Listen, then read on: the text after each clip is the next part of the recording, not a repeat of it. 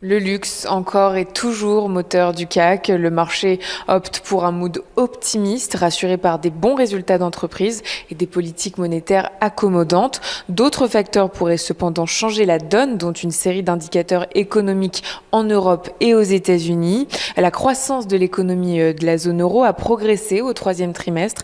Elle s'établit à 2,2%. À 14h30 aux États-Unis seront publiés les chiffres des ventes au détail et la production industrielle. La consommation des ménages sera aussi à l'ordre du jour avec les trimestriels de Walmart et de Home Depot dans un contexte où la confiance des consommateurs est au plus bas depuis 10 ans. Difficile en revanche de déterminer la façon dont est appréhendée la rencontre virtuelle entre les leaders chinois et américains. Pendant plus de 3 heures cette nuit, Joe Biden et Xi Jinping se sont entretenus. Un long sommet qui n'aura pour autant pas abouti sur un compromis. À noter qu'aucun communiqué commun n'a été diffusé.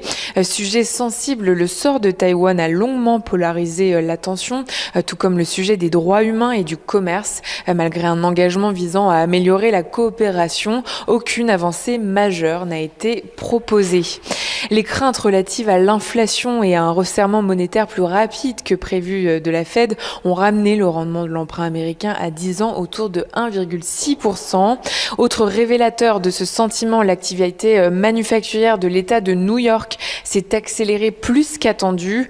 Côté valeur, plus forte hausse du CAC 40, Kering est en nette hausse. LVMH, Hermès et L'Oréal inscrivent de nouveaux records.